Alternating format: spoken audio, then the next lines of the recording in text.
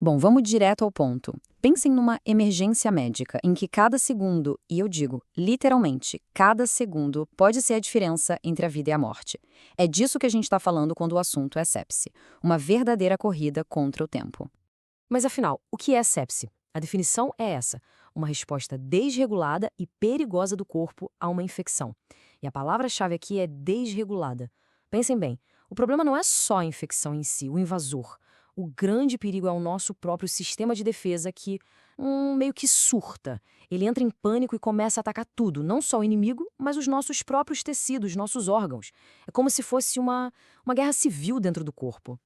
E quando essa tal guerra civil sai de controle, as consequências, bom, elas são devastadoras. Olhem só esse dado. A mortalidade pode chegar a 40% ou até mais quando o choque séptico se instala. Isso só mostra o tamanho do risco, sabe? A coisa fica muito, muito séria quando a sepse avança para esse estágio, que é quando a pressão arterial simplesmente despenca. Então, fica a grande pergunta, né? Diante de uma ameaça tão séria, tão letal, como é que a equipe médica consegue correr contra o relógio para salvar uma vida? É exatamente isso que a gente vai desvendar agora. E a resposta começa agora. A contagem regressiva já está valendo e o foco total é na crítica primeira hora. Essa é a janela de oportunidade, talvez a mais importante de todas, onde cada decisão, cada ação conta demais. Para conseguir organizar o que parece ser um caos e agir com uma precisão quase cirúrgica, existe um protocolo, um plano de jogo. É o chamado pacote de uma hora. É basicamente um passo a passo, sistemático, um plano de batalha para estabilizar a pessoa o mais rápido possível. E o que tem nesse pacote? São 4 ações-chave que precisam acontecer, olha, praticamente ao mesmo tempo. Primeiro, medir o lactato sérico. Isso vai dizer se as células estão sofrendo por falta de oxigênio.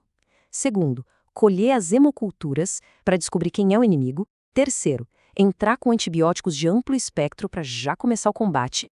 E quarto, iniciar a reposição de fluidos, de soro, para tentar segurar a pressão arterial.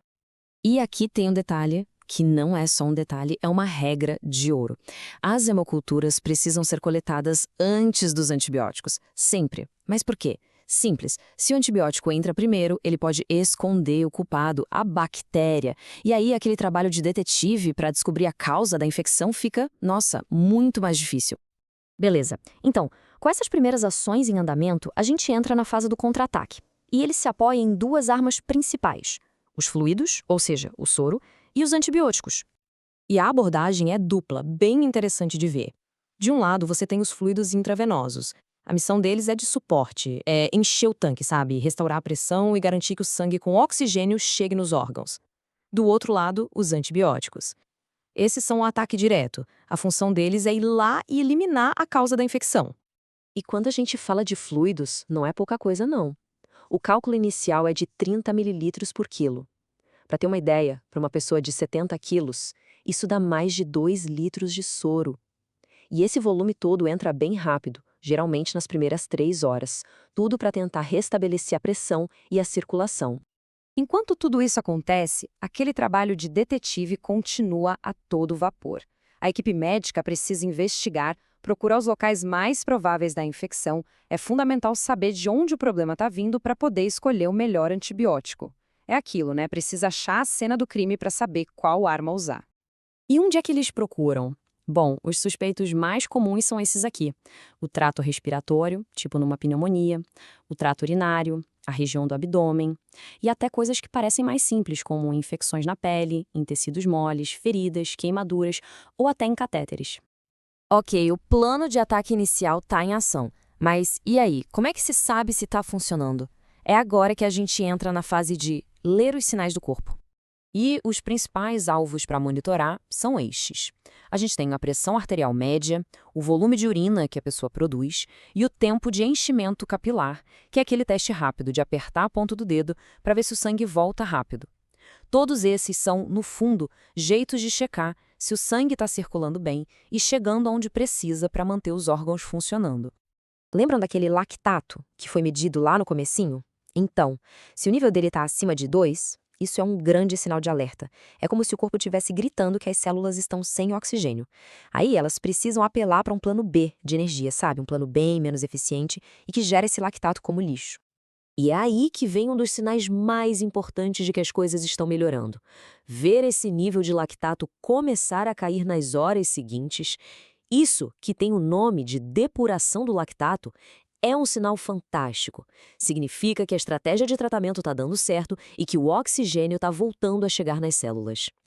É com base em todos esses sinais que se chega a um ponto de virada, quase uma encruzilhada no tratamento, que pode levar a dois caminhos bem diferentes na recuperação. E as duas possibilidades são essas. Se a pessoa responde bem ao tratamento, ótimo. A equipe começa a desescalonar, ou seja, a reduzir a intensidade do tratamento. Agora, se a resposta não vem, o caminho é outro. É preciso reavaliar tudo, procurar alguma fonte de infecção que passou despercebida e, muitas vezes, entrar com vasopressores. São remédios potentes para ajudar a subir a pressão quando só o soro não foi suficiente. E esse conceito de desescalonar é muito importante. Assim que o resultado da cultura chega e se descobre exatamente qual é a bactéria, aquele antibiótico de amplo espectro é trocado por um bem específico direcionado. A analogia da espingarda e do rifle de precisão é perfeita, é exatamente isso. E além de ser mais eficaz, isso ajuda a combater um problema gigantesco, que é a resistência aos antibióticos. No fim das contas, olhar para a sepse de perto nos mostra uma coisa fascinante. Ela revela como é fina a linha que separa a proteção da autodestruição no nosso sistema imunológico. E isso deixa a gente com uma reflexão final, né? O que essa reação tão extrema do corpo nos ensina sobre o poder e, principalmente, sobre a necessidade de equilíbrio em toda a biologia.